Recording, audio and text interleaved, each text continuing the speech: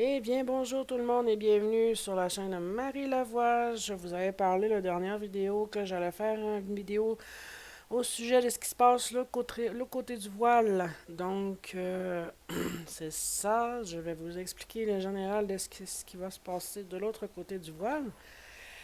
Sinon, ben, vous pouvez voir ce que j'ai écrit sur abonnez-vous et mettez un pouce bleu, puis activez la petite cloche pour recevoir des alertes pour les prochaines vidéos. Merci et bon visionnement.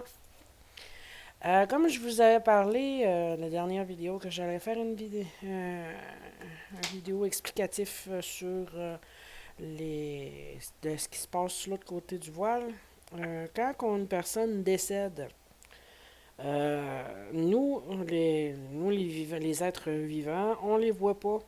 On ne sait pas on ne peut pas les voir, les sentir, les ressentir, les toucher. Eux, ils sont invisibles à l'œil humain. Mais ceux qui ont des dons spécifiques de médiumnie ou de clairvoyance, ceux qui sont capables d'avoir le troisième œil de verre puis qui peuvent les voir, eux autres, c'est comme une sorte de liberté. Ils se sentent ah, on me voit, on me remarque. Donc, je vais aller parler et discuter avec la personne qui me voit. Euh, c'est ça ce qui se passe quand un défunt qui se dit qu'on ne le voit pas ou qu'on le voit comme ça. Donc, c'est sûr que quand on voit, on perd un être cher, c'est dur, c'est difficile, c'est... On pleure, on a toutes nos émotions, mais le défunt, lui, notre être cher qui est décédé puis qui nous voit pleurer, lui aussi, il a un deuil à faire. Le deuil d'accepter qu'il n'est plus là, qu'il ne pourra plus vous toucher, qu'il ne pourra plus vous regarder. Mais la solution quand vous traversez un deuil ou quand vous vivez un enterrement, pensez que la personne vous voit, votre membre de famille qui vous a quitté. La personne vous voit, vous entend, mais vous ne le ressentez pas. Ou si vous le ressentez. Pensez qu'elle vous voit puis que vous lui dites bon ben fais un beau voyage, j'espère que tu vas te faire du fun, on t'oubliera jamais, je vais toujours avoir une pensée pour toi, tu vas toujours être dans mon cœur. Puis tu sais, même si le service funéraire est terminé, tu peux entretenir une conversation avec la personne défunte parce il y a des défunts qui restent, d'autres qui vont vers la lumière. Mais ceux qui restent, ils veulent pas partir. Soit qu'ils ont quelque chose à terminer, ou soit c'est par pure volonté qu'ils veulent rester parce qu'ils n'acceptent pas leur décès, d'avoir quitté leur enveloppe charnelle. Ça, ben, c'est pas très très agréable pour certaines personnes qui vivent avec ces êtres, ces défunts-là. Mais il y a toujours des outils et des moyens à les faire traverser à la lumière. Il y en a d'autres défunts qui veulent pas quitter leur enveloppe charnelle. Je vais vous donner un exemple. Une personne qui est sur son lit d'hôpital, sur son lit de mort, mais qu'il tombe des maladies, il pogne la COVID, ou il guérit. Il pogne une pneumonie, il guérit. Il est alité, il a un cancer, mais son état de santé revient. C'est parce faut dire à cette personne qui est sur le bord de quitter son enveloppe charnelle que on lui en veut pas. On l'aime, on l'adore, puis on va se revoir euh, de l'autre côté. On va aller faire comme on faisait avant. Tu sais, lui faire rappeler que il y a d'autres choses de l'autre côté. Ça dépend de ce que tu as fait. Ça dépend si mettons que t'as vécu, mettons si t'as vécu, t'as fait de la méchanceté, avant que tu quittes ton enveloppe charnelle, il faut que tu demandes, tu fasses des pardons. Mais ça, c'est une autre branche. Mais quand tu vas vers la lumière, quand tu décèdes, puis tu as fait quelque chose de positif, que tu as été bon avec autrui, même à aider les personnes handicapées ou les personnes perdues.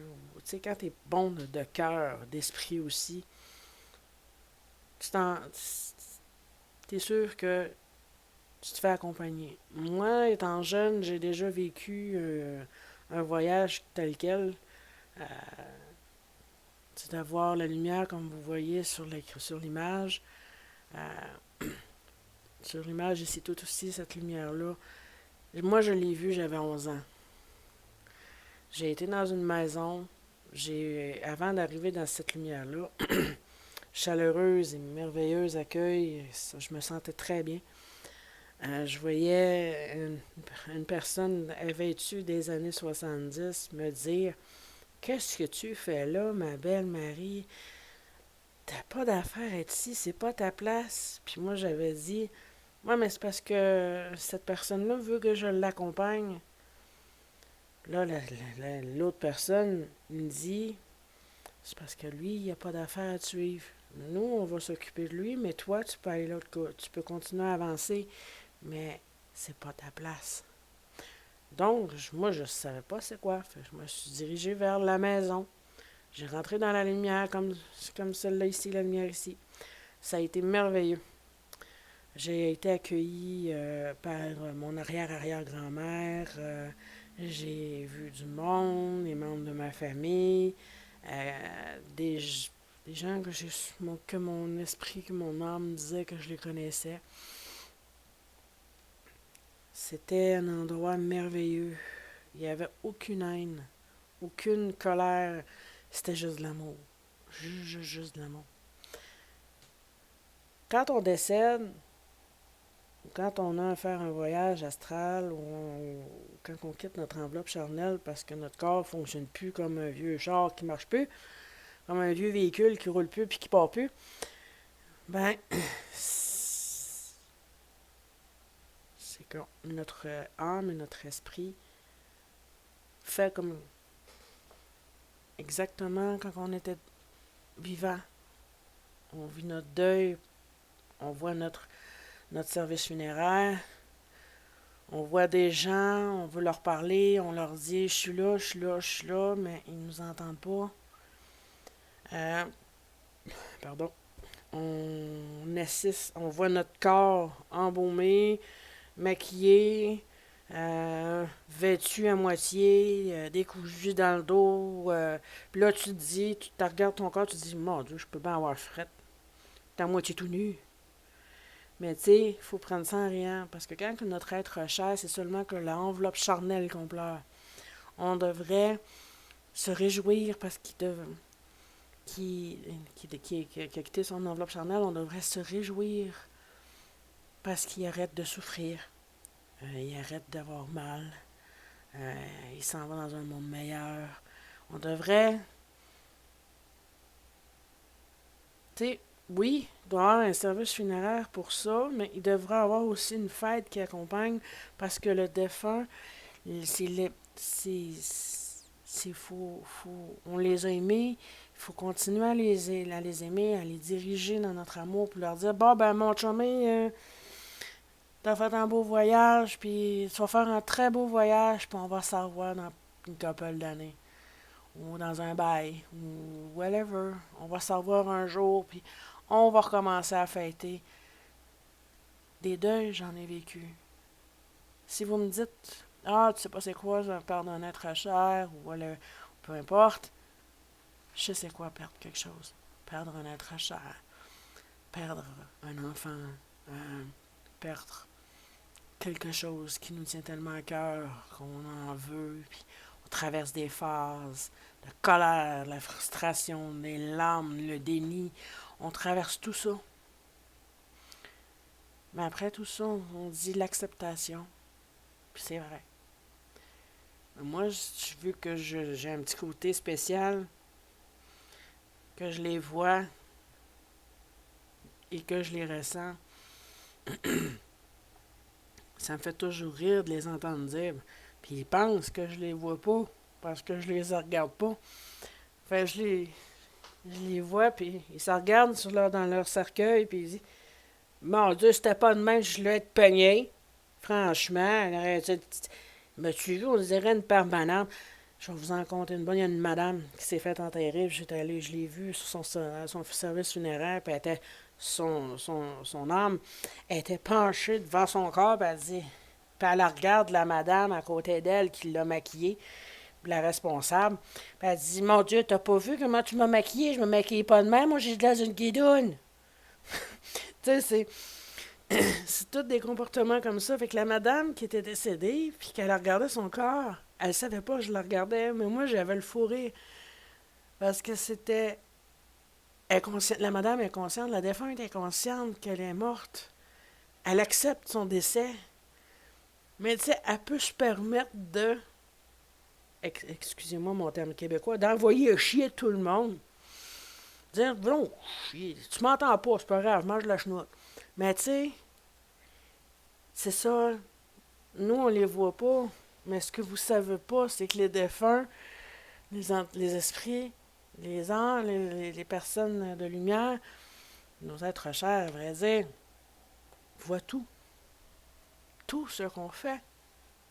Tout ce qu'on dit, ils nous entendent. Mais les autres pensent qu'on les entend pas, puis qu'on les ressent pas, puis on le sait qu'on les voit pas, on pense qu'ils sont pas là. Détrompez-vous. Bon, vous donner un exemple, puis je veux pas que vous ayez peur. Moi, ça m'est arrivé. J'étais en train d'avoir du plaisir comme tout le monde. Et puis, j'entendais un de mes amis, ben, c'était un défunt. Quelqu'un, un de mes amis qui était décédé, puis qui était là, nous envoie ma championne, let's go! Je peux vous garantir que le party était fini.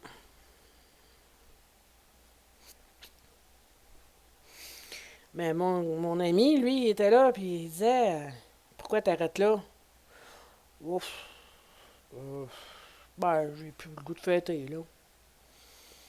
C'est pas, tu sais, quand t'entends ton défunt ami qui disait, ouais, ma championne, ouf, ça coupe le bal, ça coupe la fête, finalement. Il y a aussi une autre anecdote que je vais vous raconter. C'est un garçon que je connais, que j'ai côtoyé. J'ai dit, ta tante, fais attention à ce que tu fais dans la douche, parce que des fois, tu vises à côté du tuyau. Je vous laisse. Je pense que vous comprenez ce que je veux dire. Donc,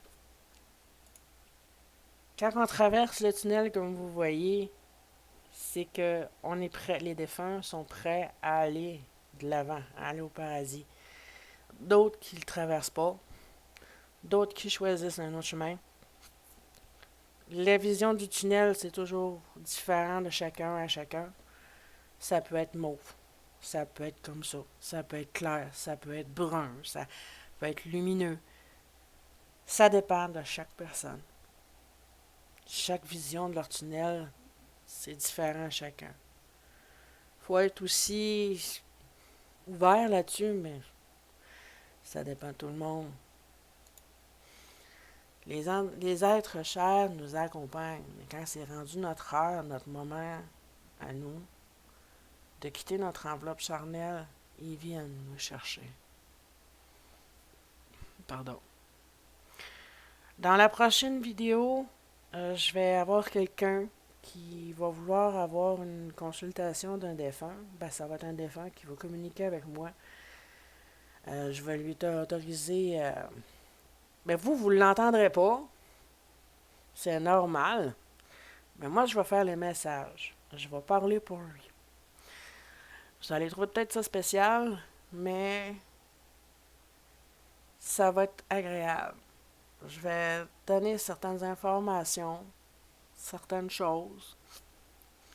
Comme là, présentement, j'entends une maman qui voudrait parler à sa fille. Mais pour l'instant, c'est pas pour tout de suite. Ça va être dans les prochaines vidéos. Euh, Pas la prochaine. La prochaine qui s'en vient, ça va être sur les Sims. Et l'autre vidéo, ça va être sur le message du défunt. De la défunte. Donc, si vous avez des questions, je n'hésite pas à les poser sur les indications sur ma page YouTube. Vous pouvez toujours les poser. Moi, ça me fait un immense plaisir de répondre. Puis surtout, je n'hésite pas à mettre un pouce bleu, puis à partager la vidéo pour voir si d'autres seraient intéressés à la visionner.